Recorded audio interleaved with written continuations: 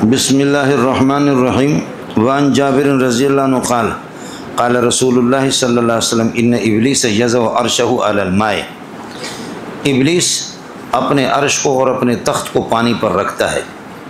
ثم یبعث سرایہ، پھر اپنے چھوٹے چھوٹے لشکروں کو بھیجتا ہے کہ جاؤ یفتنون الناس، لوگوں کو گمراہ کریں، یفتنون الناس لیفتنون الناس، تاکہ لوگوں کو گمراہ کریں۔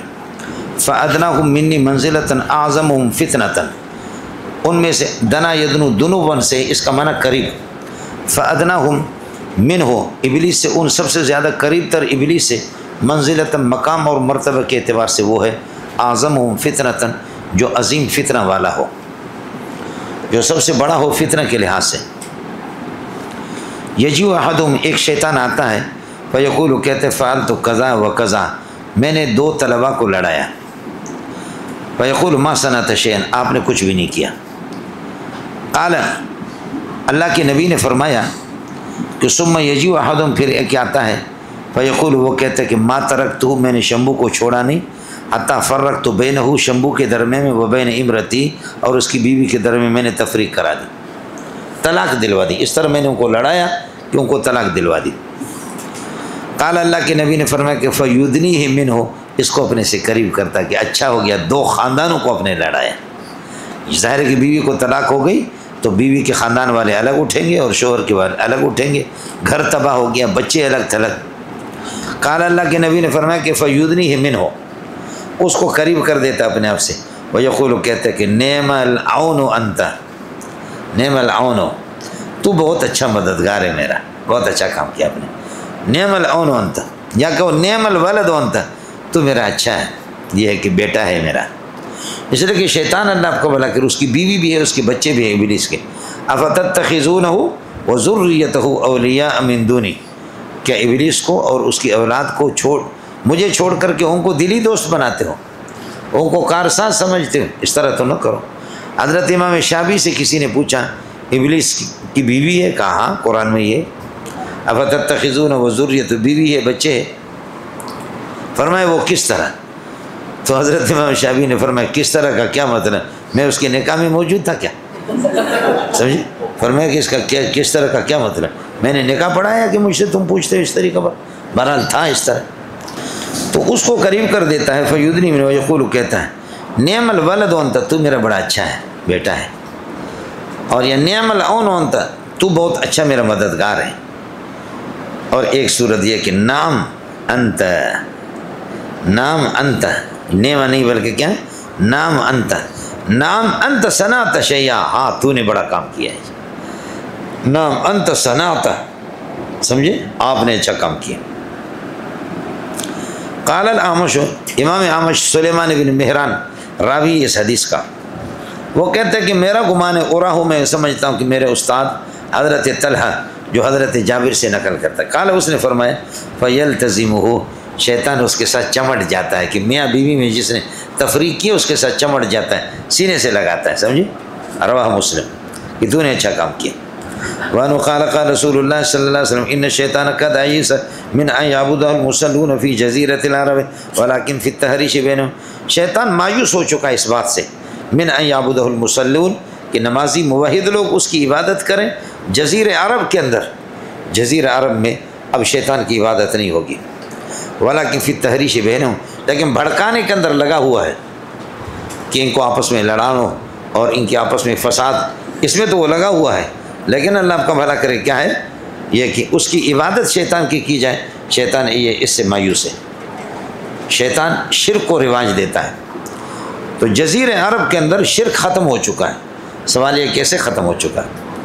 رسول پاک صلی اللہ علیہ وسلم کا وصال ہو گیا، ابو بکر آ گیا، اور ابو بکر کے زمانے میں مسلمہ کذاب کے نبوت کا فتنہ، جعلی نبی آ گیا، اور لاکھوں کی ایک دوسرے پر چڑھائی کر دی، اور لاکھوں لوگ مرتد بھی ہو گئے، سمجھے، یہ کیا ہے، ہزاروں مرتد ہو گئے۔ جواب یہ ہے کہ ارتداد الگ چیز ہے، یہاں من یعبد المصلون، نمازی لوگ شیطان کی عبادت، بت پرستی، بلاد عرب کے اندر بت پرستی نہیں ہوگی، یہاں نفی بت پرستی کے، ارتداد کی نفی نہیں ہے۔ کس کو سمجھ میں آ گئی؟ اس کے زمانے میں لوگ مرتد ہو گئے، لیکن مسئلہ بت پرستی کی، بت پرستی نہیں ہوگی، ایک مسئلہ۔ کچھ پتہ پڑ گیا؟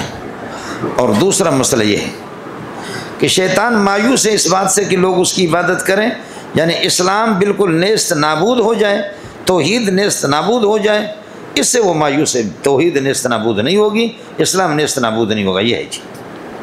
ان یعبد المصلون، مصلین اس کی عبادت کریں، بت پرستی کریں، توحید کلیتاً ختم ہو جائے، توحید اور سنت کلیتاً ختم ہو جائے، اسلام کلیتاً مٹ جائے، یہ نہیں ہوگا۔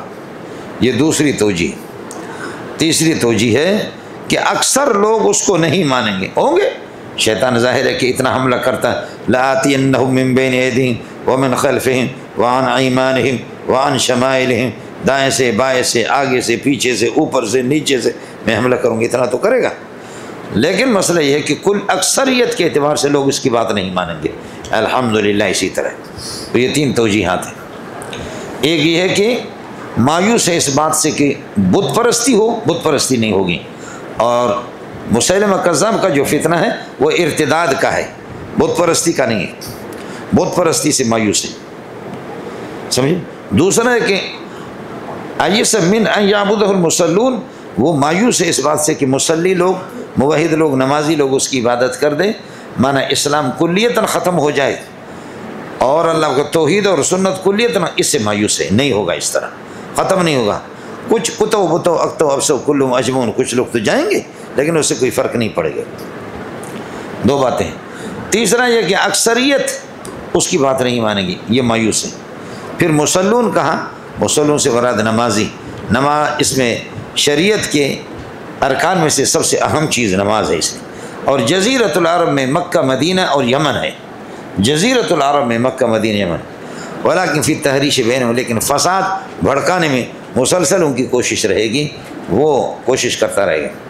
الفصل الثانی عن ابن عباس رضی اللہ عنہ نبی صلی اللہ علیہ وسلم جاءہ رجل، ایک آدمی حضرت کے پاس آ گیا، فقال انی احدث نفسی بشیء، حضرت میں اپنے دل میں بہت سے باتیں کر لیتا ہوں، احدث نفسی اپنے دل سے بات کرتا ہوں کسی چیز کا، یعنی اعتراض آ جاتا ہے، لان اکون غمامۃ، اگر میں کوئلہ بن جاؤں، احب الیہ، یہ مجھے زیادہ محبوب ہے، من ان اتکلم به، کہ اس بات کو زبان پر لاؤں۔ قال الحمدللہ الذی رد امرہ، اللہ کے نبی نے فرمایا شکر ہے اس خدا کا جس نے اس بندے کے امر کو وسوسہ تک پہنچا دیا، رواہ ابو داؤد۔ جہاں تک مسئلہ ہے، حضرت مجھے خیالات آتے ہیں، ارے ایسے ایسے برے خیالات کہ اللہ کو کس نے پیدا کر دیا، مثلا سمجھ رہی میں ہے کہ نہیں، اللہ سے پہلے کون ہے، اللہ کب تک رہے گا، تو یہ خیالات اگر میں کوئلہ بن جاؤں تو اچھا ہے، لیکن ان خیالات کو میں زبان پر لا نہیں سکتا۔ تو حضرت نبی نے فرمایا اچھا جب ڈر لگتا ہے تو ایمان موجود ہے تبھی تو ڈرتا ہے۔ تو حضرت فرمایا الحمدللہ الذی رد امرہ، میں امرہ میں ہو ضمیر کے مرجع کے دو احتمال ہیں، دو صورت اس میں، الحمدللہ الذی رد امر الشیطان، اللہ نے شیطان کے تسلط کو، اس کے امر کو وسوسہ تک پہنچائے۔ یہ شیطان جو کفر تک انسان کو پہنچاتا تھا لیکن اب بے بس ہو چکا ہے، رد امر شیطان الی الوسوسۃ، صرف میری امت کے دلوں میں وسوسہ ڈالتا اور وسوسہ سے میری امت کی گرفتی نہیں ہوتی۔ ان اللہ تجاوز عن امتی ما وسوست به انفسها صدورها ما لم تتکلم او تعمل به، پڑھتا نہیں پڑھتا، یہ تو صبح آپ کے سامنے گزرا، کچھ بولا پڑھا۔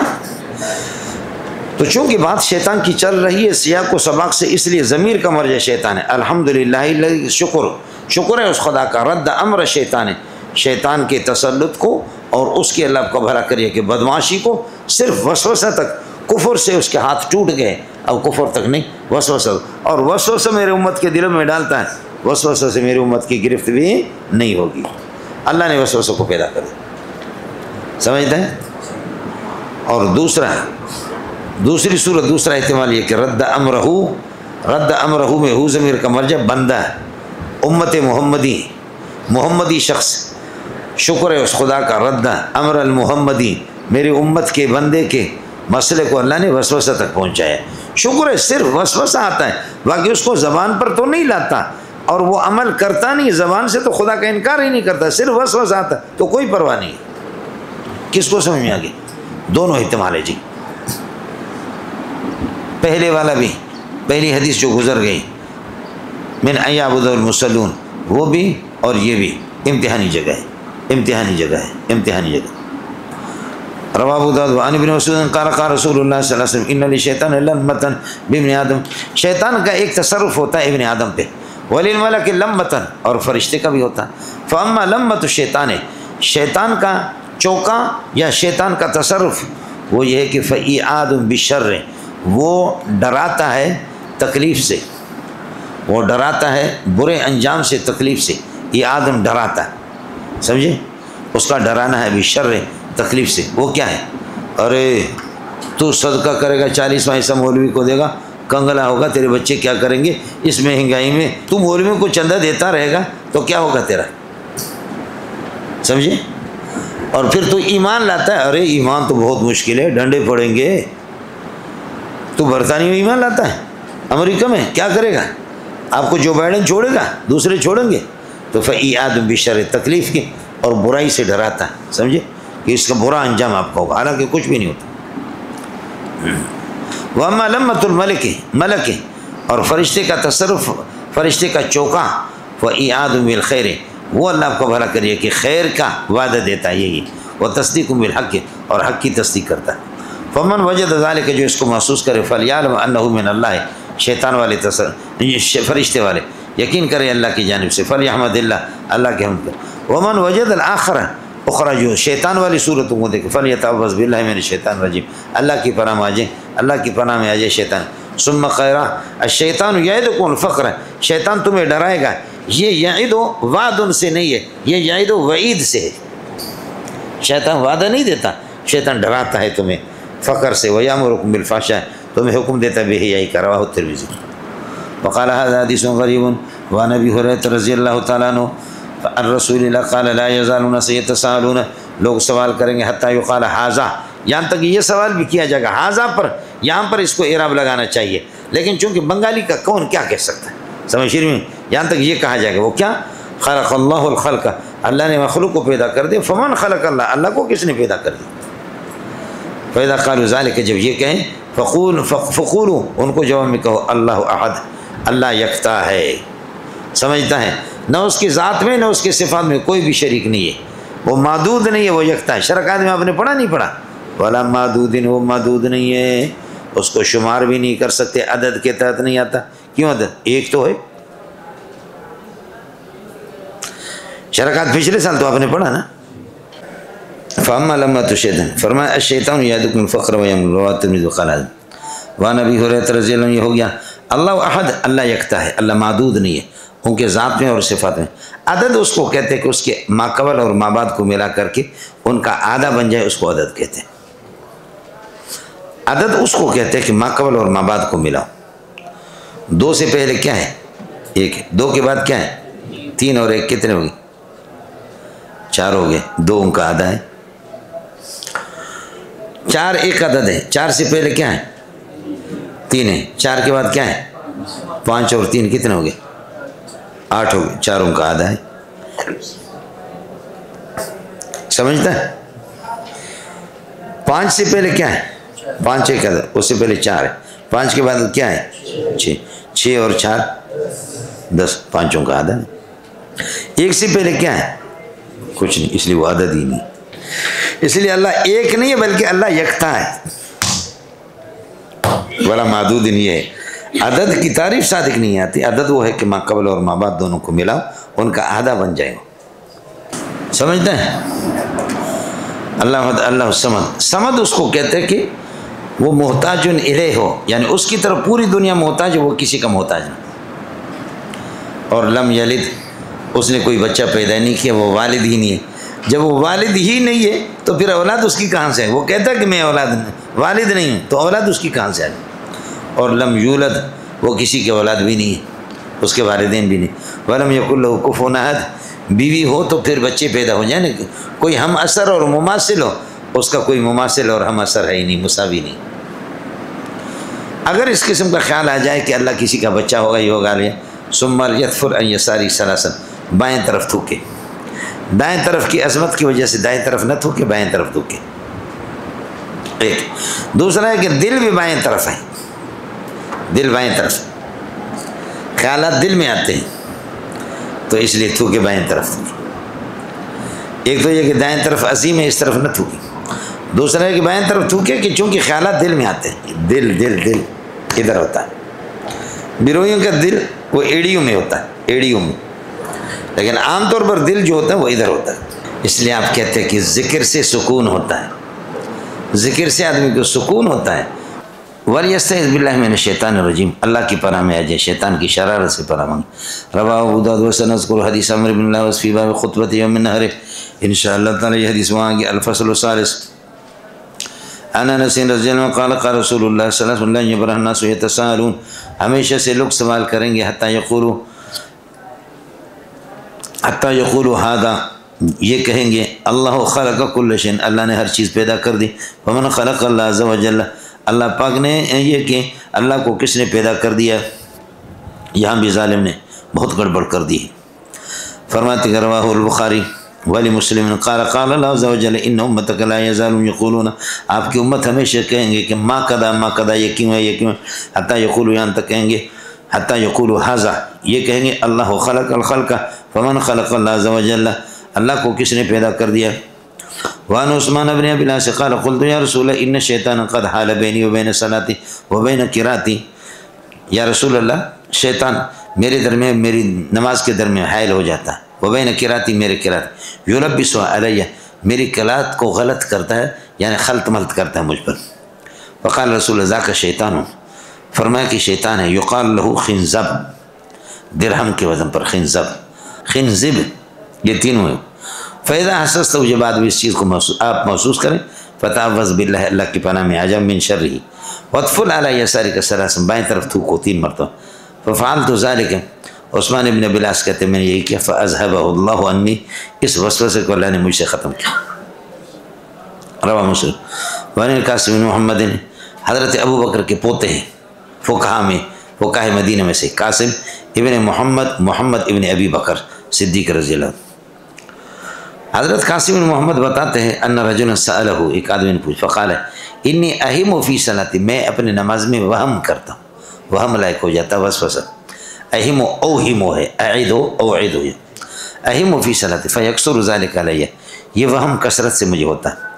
فقال له امضی فی صلاتی، کہ بھائی اپنے نماز میں جاری رکھو، نماز جاری رکھو، اور دائیں بائیں ان موانع رکاوٹوں کی طرف توجہ نہ کرو، فإنه لن يذهب ذلك عنك، اس لیے کہ یہ چیز شان یہ ہے کہ یہ آپ سے جائے گی نہیں، حتیٰ تنصرف، یہاں تک کہ تو ان وساوس میں پڑھ کر کے نماز سے واپس ہوگا، اس حال میں کہ وَأَن تَقُولُ، تو کہے گا مَا أَتْمَمْتُ صَلَاتِي، یار میں نے اپنے نماز مکمل بھی نہیں، اس لیے کوئی توجہ بھی نہ دو، توجہ بھی نہ دو۔ آپ نے وضو بنا دیا، وضو بنانے کے بعد ابھی استنجا کیا، وضو بنائے، کھڑے ہو گئے نماز میں، پنکھے چلے، شور شور شور شور، شلوار آپ کا ہل گیا، بڑی ٹھنڈا ٹھنڈا لگ رہا ہے، میرا قطرہ نکلا، جاؤ وضو بناؤ، استنجا کرو، شلوار کو دھو۔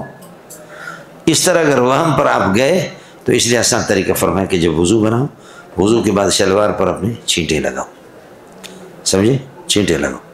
اب جاؤ نماز میں، پنکھا چل رہا ہے، ٹھنڈ ٹھنڈ لگ رہا ہے، شیطان کہتے ہیں ایک قطرہ نکلا تبھی تو ٹھنڈ ٹھنڈ لگ رہا ہے، ٹھنڈ ٹھنڈ، اسے کیا ہے، شیطان کہ وضو تیرا ٹوٹ گیا، ٹوٹ گیا، خوچا، ہم بغیر وضو کے پڑتا ہے، سمجھے، یہ ہمارا اپنا وہ ہے، کیا ہے، ہم نے خود چھینٹے مارا تھا وہی ہے، نہیں آپ کا وضو ٹوٹ گیا، ہم پڑھتا ہے بغیر وضو کے پڑھتا ہے، سمجھے۔ قاسم ابن محمد پوتا ہے حضرت ابو بکر کا، قاسم ابن محمد ابن ابی بکر، ان رجل سألہ، ایک آدمی نے پوچھا، فقال انی اہم فی صلاتی، میں اپنے نماز میں وہم کا شکار ہوں، وہم کرتا رہتا ہوں، وسوسہ، اوہم ہے، واو حذف ہو چکا ہے یعیدو کے قاعدے سے، فیکثر ذلک علیہ، یہ کثرت سے صورت مجھے پیش آتی رہتی۔ فقال امضی فی صلاتی، کہ حضرت قاسم نے فرمایا اپنے نماز میں جاری رکھو، نماز میں چلو، اور دائیں بائیں ان وساوس کو، ان رکاوٹوں کو نہ دیکھو، فإنه ضمیر شان ہے، لن يذهب ذلك عنك، یہ آپ سے یہ سلسلہ وسوسہ، یہ وہم جائے گا نہیں، حتیٰ تنصرف، یہاں تک کہ تو نماز سے واپس ہوگا اس حال میں، وانت تقول، تو خود کہے گا کہ ما اتممت صلاتی، میں نے اپنی نماز پوری نہیں کی۔ تو اس طرح نہ کرو، شیطان کے ان وساوس کی طرف نہ جاؤ، اپنے نماز کو جاری رکھو۔ یہ جی رواہ مالک۔ باب الایمان بالقدر، یہ دال کے فتح کے ساتھ بھی اجازت قدر، اور باب الایمان بالقدر، مولانا یہ تقدیر کا مسئلہ ہے، امام ابو حنیفہ رحمۃ اللہ علیہ فرماتے قد قتلتنی مسئلۃ القدر،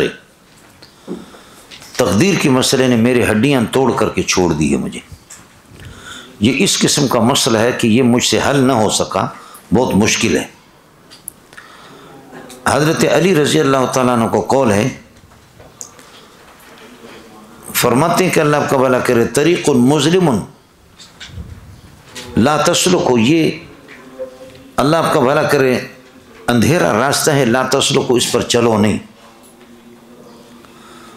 دوسرا فرمایا کہ دوسری مرتبہ پوچھا، پھر فرمایا کہ بحر عمیق لا تلجو، گہرا قسم کا سمندر ہے یہ، لا تلجو، اس میں داخل نہ ہو جاؤ. تیسری مرتبہ فرمایا کہ سر خفی من جانب اللہ، اللہ کی جانب سے یہ پوشیدہ راز ہے، لا تفتشو، اس کو کھولنے کی کوشش نہ کرو. لیکن اگر آپ میں سے کسی کے اندر ہمت ہو تو پھر اعتراض کر کے اٹھو، میں جب مسئلہ بیان کروں گا پھر میں آپ کو دیکھوں گا. سمجھ رہی ہے کہ نہیں؟ ہم آپ کو منٹ میں خاموش کریں گے لیکن ہم خود مطمئن نہیں ہوں گے. جیسے کہ منطقی امام راضی فرماتے کہ دلائلنا مسکتۃ لا مطمئنۃ، ہم لوگوں کو خاموش تو کرتے ہیں، کوئی راستہ ان کے لیے اعتراض کا چھوڑتے نہیں ہے، لیکن ہم دلی طور پر مطمئن نہیں ہیں. سمجھے؟ آخر کار وہ اسی طرح اس دنیا سے چلا گیا. اور امام غزالی رحمۃ اللہ علیہ فرماتے ہیں کہ منطق میں زندگی میری گزر گئی، لیکن آخر میں امام غزالی رحمۃ اللہ علیہ سویا ہوا تھا، روتے رہے اور بخاری پڑھتے رہے اور سینے پر بخاری رکھا ہوا تھا. اسی میں امام غزالی کا انتقال ہو گیا. مرا ہے تو بخاری شریفوں کے سینے پہ رکھا ہوا تھا. ظاہر ہے کہ اب یہ 250-300 بندے ہیں، آپ کے مسئلہ سمجھنے کی نہیں. اگر 2-3 بندے خدا والے ہوں وہ سمجھ جائیں تو بڑی بات ہے. سمجھے؟ مولانا قدر کا معنی اندازہ کرنا، فیصلہ کرنا، اندازہ کرنا. اور دوسرا لفظ آتا ہے کہ قضا، اذا قضا امرا فانما یقول له کن فیکون. قضا، قضا کا معنی فیصلہ کرنا اور قدر کا معنی اندازہ کر لینا. قضا کا فیصلہ یہ لغوی معنی ہے. اصطلاحی معنی قضا کہتے ہیں اللہ کی اس ازلی اور حکم کلی، ازلی اور حکم کلی اجمالی کو قضا کہا جاتا ہے. اللہ کے حکم کلی، اجمالی اور ازلی، اس کو قضا کہتے ہیں. اور قدر کہتے ہیں اس حکم کلی اجمالی کی تفصیلات اور اس کی جزیات کو قدر کہتے ہیں. کس کو سمجھ میں آ گیا؟ قضا کہتے ہیں کہ حکم کلی، اجمالی اور ازلی، وہ ابھی انشاءاللہ مسئلہ آپ کے سامنے آئے گا. اور قدر کہتے ہیں اس حکم کلی، اجمالی کی جزیات اور تفصیلات کو یہ قدر ہے. یہ دونوں کے اندر فرق ہے. اور دوسرا قول یہ ہے کہ لا فرق بینہما، دونوں کے درمیان میں کسی قسم کا کوئی فرق نہیں ہے. قضا اور قدر یہ دونوں کے دونوں ایک ہی ہے. اللہ کی بندوں کچھ بلا پڑا نہیں پڑا، لیکن جہاں تک فرق ہے دونوں میں کہ قضا کہتے ہیں حکم کلی، اجمالی اور ازلی کو، اور قدر کہتے ہیں کہ حکم کلی کی تفصیلات اور اس کی جزیات کو قدر کہتے ہیں. یہ فرق ہے. تو اس کی مثال آپ سمجھیں.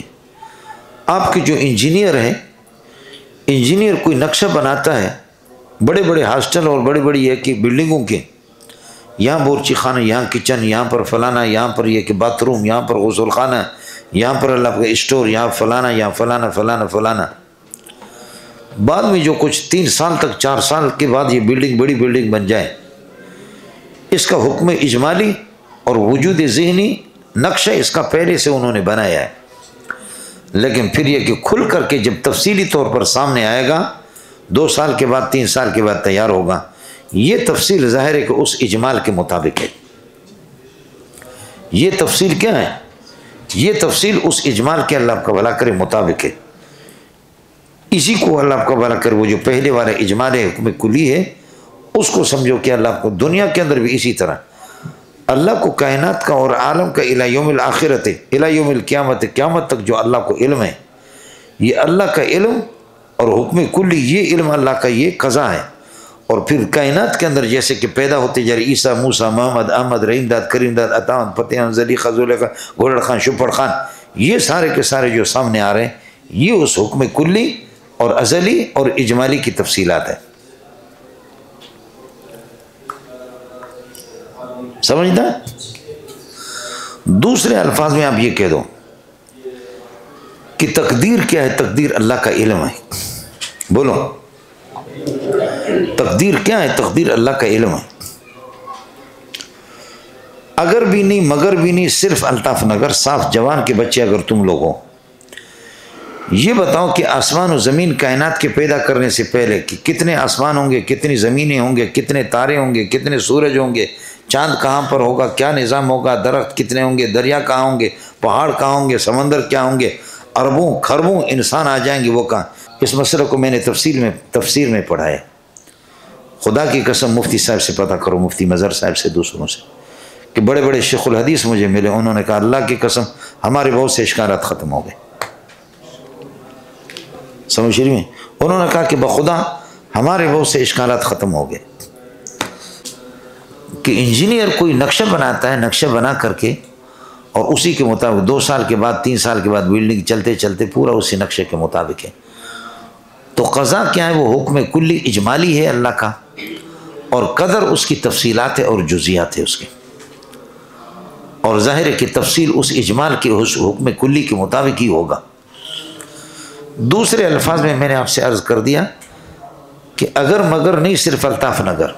وہ کیا ہے کہ تقدیر کیا ہے؟ تقدیر اللہ کا علم ہے. صاف سی بات ہے کہ کائنات کے پیدا ہونے سے پہلے، میرے اور آپ کی پیدا ہونے سے پہلے قیامت تک یہ جو ساری کائنات بن رہی ہے، بن گئی ہے، بنے ہیں، مرے ہیں، ان کی پیدائش سے پہلے اللہ کو ان کا علم تھا یا نہیں تھا؟ بولو. یہی تقدیر. جب تھا علم اللہ کو اور ہے اللہ کو ان کا علم تو یہی تقدیر ہے. اور اگر آپ کہتے کہ نہیں تھا تو آپ نے اللہ کو جاہل، آپ نے کہا جو جاہل کو اللہ کو جاہل سمجھے، اللہ کو اس کا علم نہیں، وہ کافر ہے، مرتد. تم وہی کافر، میں کس کو پڑھاؤں؟ آپ کو مسئلہ سمجھ میں آ گیا نہیں؟ جوتا اس طریقے پر آپ کو لگے گا. اگر مگر نہیں، صرف الطاف نگر. کیا ان کائنات کی جو جتنے اشیاء ہیں ان کی پیدائش سے پہلے، دنیا میں وجود خارجی میں آنے سے پہلے اللہ کو ان کا علم ہے یا نہیں ہے؟ علم تھا اور ہے یا نہیں ہے؟ اگر نہیں ہے تو پھر اللہ جاہل ہے. اللہ کے لیے جہالت آپ ثابت کریں. اور اگر اللہ کو ان کا علم ہے تو اس میں یہی تقدیر اور کچھ نہیں. 2 باتیں ہوں گی، قضا اور قدر کا فرق اور قضا و قدر کو منوانے کا طریقہ. تیسری بات یہ سمجھو، العلم، کسی کا علم کسی کو مجبور نہیں کرتا. بس بات ختم ہو گئی. علم کسی کے اختیار کو سلب نہیں کرتا.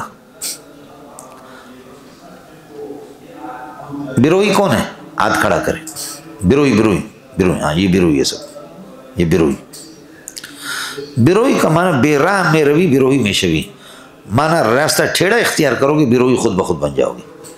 سیدھے راستے پر یہ لوگ چلنے والے لوگ نہیں. آیا مسئلہ میں؟ بروئی صاحب گیا حکیم کے پاس. بروئی صاحب کو ہیپاٹائٹ سی ہے یا بی ہے، جگر اس کا خراب ہوتے جا رہا ہے. حکیم کے پاس گیا، حکیم نے اس کو دوائی دے دی. بروئی کو لے جائیں یہ دوائی. وہ چلا گیا، لیکن حکیم نے اپنے ڈائری میں لکھ دیا آج بدھ ہے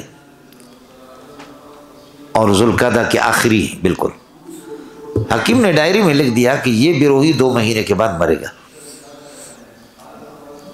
اس کو پتا ہے کہ بروئی کے مذہب میں پرہیز ہے ہی نہیں. میں نے کہا گائے کا گوشت نہیں کھانا، میں نے کہا پالک نہیں کھانا، آلو نہیں کھانا، چاول بھی نہیں کھانا. لیکن بروئی کے پاس اگر آ جائے تو سبحان اللہ، بروئی کو کون منع کرتا؟ میرا بھائی ہیپاٹائٹ سی اور بی تھا اس نے حکیم کے. حکیم کو پتا تھا کہ یہ بغیرت لوگ، یہ لوگ پرہیز والے نہیں ہیں. حکیم صاحب نے اپنے ڈائری میں لکھ دیا، آج لکھ دیا کہ 2 مہینے تک اس کا جگر چونکہ گھٹتا جا رہا، خراب ہوتے جا رہا، 2 مہینے کے بعد یہ مرے گا. یہ حکیم کو علم ہے، تجربہ ہے ان کو، بروہیوں کا. تاریخ لکھ دیا اس نے، ذوالقعدہ 1445، ذوالقعدہ کے 28 29 پہ کہ بیروئی 2 مہینے کے بعد مرے گا. میرا بھائی بیروئی 2 مہینے کے بعد مر گیا. اس کو لے جا کر دفن ہم نے کر دیا. میں حکیم صاحب کے پاس 3-4 دن کے بعد خود آیا. حکیم صاحب کی یہ کاپیاں رکھی ہوئی تھیں اور ادھر ڈائری رکھی ہوئی تھی. ڈائری میں نے اٹھائی, ڈائری پہ لکھا ہوا کہ منظور کا بھائی میں نے اس کو دوائی دی ہے 28-29 ذوالقعدہ کو, اور یہ 2 مہینے کے بعد ضرور مرے گا. سمجھے؟ میں ارے حکیم صاحب الو کا پٹا, آپ نے لکھا کہ 2 مہینے کے بعد مرے گا تو مجبوراً ہر صورت میں میرے بھائی کو مرنا تھا. دیت دے دے جو 40 لاکھ روپے بنتے, 100 اونٹوں کی دیت دے دے, تو نے مروا دی. تو کیا کورٹ میں میری اس بات کو سنے گا کوئی؟ حکیم کہے گا یہ میرا تجربہ تھا, یہ میرا علم تھا کہ بیروئی پرہیز نہیں کرتا, وہ مہلک چیزیں ہلاکت میں ڈالنے والی چیزیں بھی کھاتا ہے بیروئی. تو میرا تجربہ, میرا علم, میں نے لکھا. میرے علم نے آپ کے اختیار کو سلب نہیں کیا. آپ اپنے اختیار سے نہ کھائیں نا, لیکن آپ نے کھا لیا. میں نے تو مجبور نہیں کیا. العلم لا یجبرو, علم کسی کو جبر نہیں کرتا. میرے علم نے آپ کے اختیار کو سلب نہیں کیا. تو تیرے بھائی نے کھایا تو جائے جہنم میں. تو جیسے اس حکیم کا سابق علم میرے بھائی کے مرنے سے 2 مہینے پہلے, حکیم کے سابق علم نے اس مریض کے اختیار کو سلب نہیں کیا, اس کو مجبور محض نہیں بنایا, تو اسی طریقے پر اللہ تعالیٰ بھی کسی کو مجبور محض نہیں بناتا.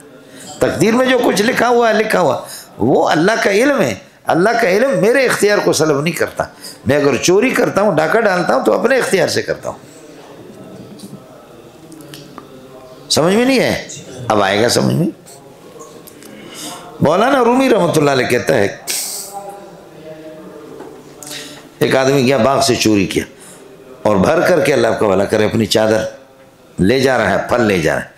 باغ کے مالک نے پکڑا, کس کر کے جوتا مارا, دوسرا تیسرا مارا. کتے کا بچہ چوری کرتا ہے.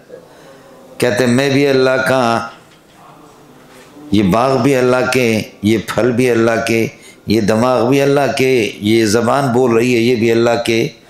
اللہ نے جب پہلے سے لکھ دیا ہے تو مجھے ہر صورت میں چوری کرنی تھی. میں بے اختیار ہوں. اس نے کس کر کے ایک جوتا مارا, منہ پہ مارا, تیسرا مارا. کہنے لگا میں بھی اللہ کے, یہ جوتا بھی اللہ کے, اللہ نے پہلے سے لکھ دیا ہے. چیخو نہیں. آپ لوگ اردو سمجھتے نہیں سمجھتے؟ چیخو نہیں, اللہ آپ کا بھلا کرے. کیوں چیختے ہو؟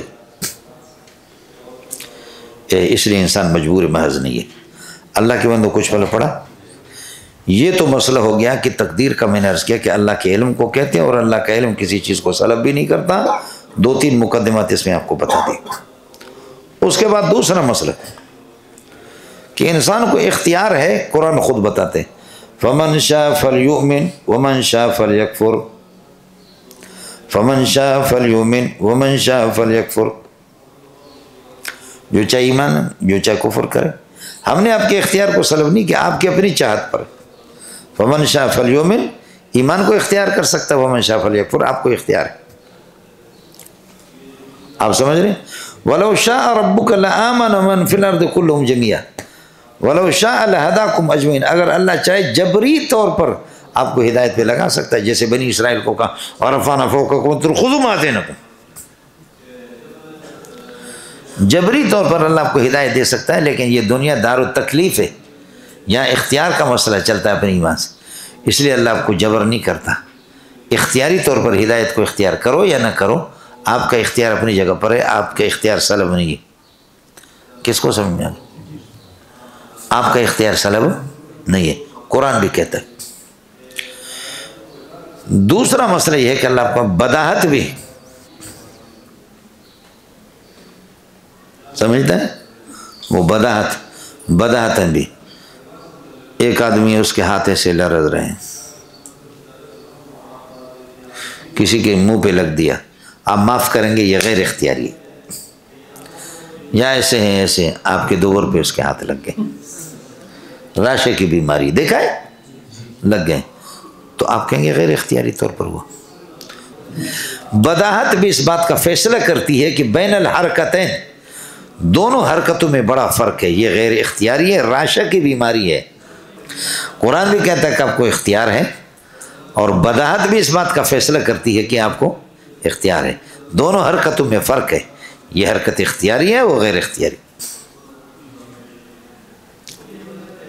سمجھتا ہے؟ تیسری چیز یہ ہے کہ وجدان بھی،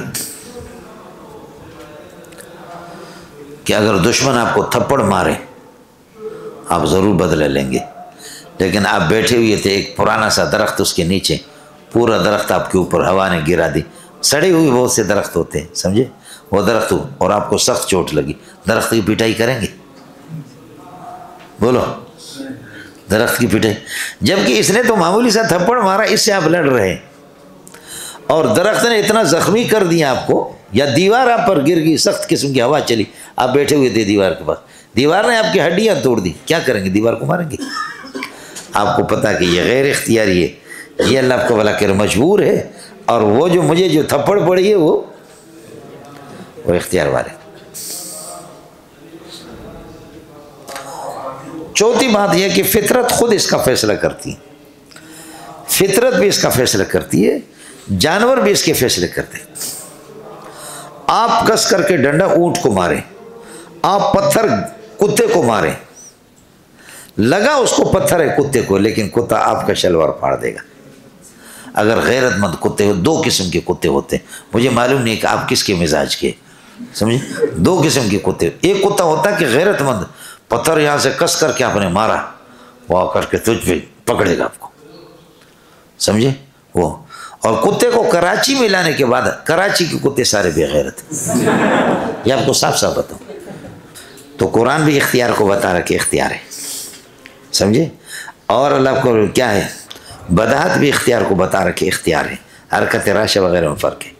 اور وجدان بھی آپ کا فیصلہ کرے گا کہ آپ کو اگر یہ کہ کوئی درخت آپ پر گرے تو آپ کچھ نہیں کریں گے، سمجھ شریف میں ہے کہ نہیں، لیکن یہ کہ اگر کوئی تھپڑ مارے. اور فطرت بھی اس کا فیصلہ ہے، یہ فطرت جانوروں میں بھی ہے. میں نے کہا کہ دو قسم کے کتے، ایک کتے کو پتھر مارو، وہ جانتا کہ پتھر خود مجھے نہیں لگا، بندے کے شلوار کو پھاڑ دے. ایک بے غیرت قسم کا کتا ہوتا ہے، تو اس کو پتھر مارو تو پتھر کے پیچھے دوڑو، پتھر، وہ بزدل قسم کا بے غیرت کتا ہوتا ہے جو آپ کی طرف نہیں آتا. یہ دو باتیں ہوں گی مولانا. تیسرا مسئلہ سمجھو، جہمیہ مرجیہ جبریہ، یہ کہتے ہیں انسان مجبور محض ہے، انسان کے اختیار میں کچھ بھی نہیں، انسان مجبور محض ہے. ان کا مذہب یہی ہے، اور میں نے آپ کو بتایا مجبور محض نہیں، انسان کا اختیار ہے. افعال اختیاری غیر اختیاری میں فرق ہے. تو یہ تینوں کا مذہب، جبریہ، مرجیہ اور جہمیہ، یہ کہتے ہیں انسان مجبور محض ہے. جیسے قلم مجبور ہے آپ کے ہاتھ میں، جس طرح جس قسم کی لکیر اس سے کھینچو، انسان اسی طرح اللہ کے ہاتھ میں مجبور ہے، انسان کے پاس کچھ بھی نہیں، کوئی اختیار نہیں. دوسرا مذہب ہے رافضیہ کا، شیعوں کا اور معتزلہ کا. وہ کہتے ہیں انسان اپنے افعال اختیاری کا خود خالق ہے، اور ہمارا مذہب یہ ہے کہ وہ تو نہیں ہے، انسان اپنے افعال اختیاری کا خود خالق ہے، افعال غیر اختیاری وہ چلو اللہ کی مخلوق ہے.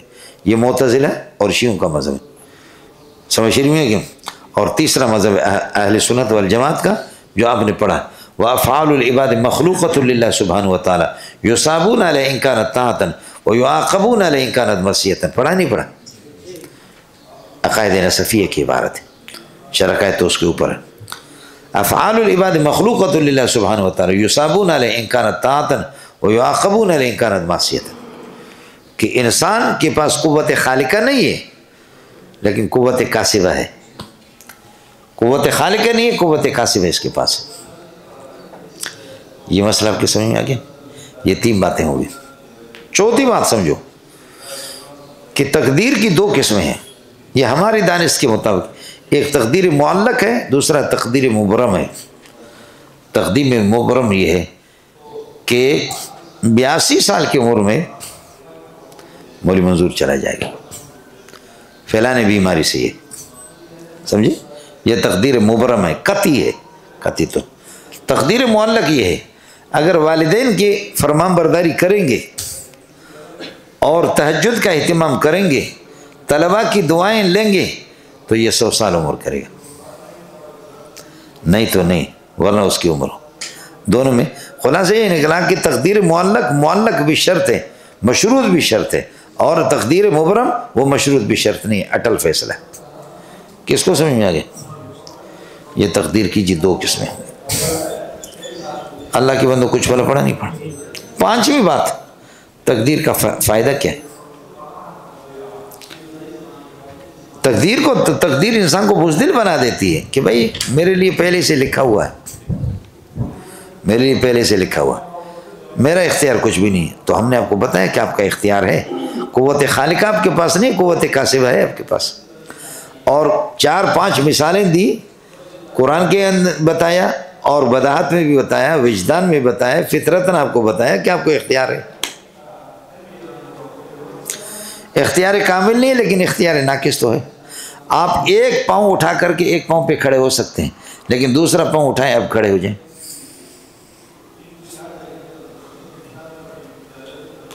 عمل کو دوسرا پاؤں اٹھائیں اب نہیں اٹھا سکتے۔ کس کو سمجھ آ گیا؟ اختیار آپ کے پاس ہے، یہ ہے آسمان کو دیکھ لو، چاند کو دیکھ لو، سورج کو دیکھ لو، یہ اختیار ہے۔ لیکن اپنی پیشانی کو دیکھو، ٹھوڑی کو دیکھو، اس کو دیکھو، پیچھے کو دیکھو، تمہارا باپ بھی نہیں دیکھ سکتا۔ بتایا گیا کہ تو با اختیار بھی ہے، بے اختیار بھی ہے۔ بولو، با اختیار بھی ہے اور بے اختیار بھی۔ باہر کی گند کو دھو، مسجد میں جاؤ، لیکن اندر والا دھو ذرا۔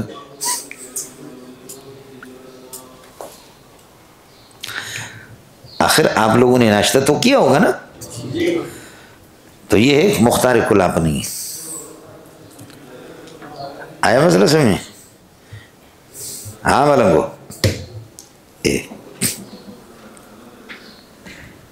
فائدہ کیا ہے تقدیر کا؟ تقدیر کا فائدہ یہ ہے، بہرحال آپ ہمت نہ ہاریں، اور تقدیر میں یہ ہوتا ہے کہ جب میرے لیے طے شدہ ہے کہ میری موت بغیر جنگ کی آئے گی، تو میں ظالم بن کر کے میں خوب جنگ لڑوں گا۔ اس کی موت لکھی ہوئی تھی، اللہ آپ کا بھلا کریے، کہ تلواروں سے لکھی ہوئی نہیں۔ آخری دن بسترے پر مرا، کہنے کہ لا نامت اعین الجبن، ان لوگوں کی آنکھیں کبھی ٹھنڈی نہ ہو جائیں جو کہتے ہیں لوگ جنگ سے مرتے۔ خدا کی قسم، سر سے لے کر پاؤں تک، پاؤں سے لے کر سر تک میرے ہر جگہ چوٹ لگی ہے، میں نے ہزاروں کو جہنم میں پہنچایا، میں روتا رہا اللہ مجھے شہادت دے دے، لیکن مجھے شہادت نصیب نہیں۔ عورتوں کی طرح بسترے پہ مرتا ہوں۔ اس کا نام ہے خالد بن ولید۔ اگر جنگ سے کوئی مرتا تو میں کب کے مر چکا ہوتا، لیکن میں مرا نہیں۔ میدان جنگ میں مرد مرتے، میں تو عورتوں کی طرح بسترے پہ مر رہا، روتے رہے غریب، لیکن بس کہ چونکہ وہاں سے طے تھا۔ سوال یہ کہ شہادت، غازی تو بن گئے لیکن شہادت نصیب نہیں ہوئی، کیوں؟ کہتے کہ نبی نے بتایا تھا کہ آپ اللہ کی تلوار ہیں۔ اگر آپ کو کوئی کافر مارتا تو مولانا مودودی کہتا ہے عجیب اللہ کی تلوار ہے، کسی کافر نے توڑ دیا۔ اس لیے جب آپ کو لقب مل گیا اللہ کی تلوار کا، تو اللہ کی تلوار کو کوئی ماں کا لال توڑ نہیں سکے۔ اللہ کی تلوار نے ہزاروں کو کاٹا، لیکن اس کو کوئی کاٹ نہ سکے۔ اور سمجھ میں آیا نہیں ہے؟ اور سمجھتا؟ تو تقدیر کا یہی ہوتا۔ اور تقدیر کا جب عقیدہ رکھیں گے کہ اللہ کی طرف سے، تو پھر آپ کو تسلی بھی ہوگی۔ بیمار ہو گئے تو تب بھی خوش ہے، تندرستی ہے تب بھی خوش ہے۔ لطف سجن دم پہ دم، قہر سجن گاہ ہوگا، یوں بھی سجم واہ واہ، وہ بھی سجم واہ واہ۔ سمجھ رہی میں کہ نہیں؟ اگر آپ کو تقدیر سمجھ میں نہ آ جائے تو آپ یہ کہہ دینا کہ استاد جی ہم تو مجبور ہیں، میری یہ دلیل ہے، ہم تو مجبور ہیں۔ استاد جی اس کا جواب کیا ہے؟ تو میں کہتا میں بھی مجبور ہے، تیرے جیسے کتے کو دیکھتا میں۔ آپ کو سمجھ نہیں ہے؟ استاد جی اس کا جواب کیا ہے؟ میں مجبور، تقدیر میں لکھا ہوا کہ آپ کو جواب نہیں دینا ہے۔ آپ کہیں گے آتا ماتا نہیں، بہانہ کرتے ہو، دے دو جواب۔ تقدیر کا آپ کو کیا پتہ کیا لکھا ہو؟ تو میں کہوں گا کہ آپ کو کیا پتہ، کیوں بہانہ ہو؟ چلو نماز پڑھو۔ یہ بھی سمجھ میں نہیں ہے۔ آپ ڈیوٹی میں روزی کمانے کے لیے تو جاتے ہیں، لیکن یہ تو کہتے ہیں اللہ نے جو لکھا ہے، جنت تو جنت، جہنم تو جہنم، میں نماز کیوں پڑھوں؟ آپ کو مسئلہ سمجھ آ گیا نہیں آگے؟ روزی کمانے کے سلسلے میں آپ کی یہ سلسلے نہیں چلتے، یہاں پر چلتے۔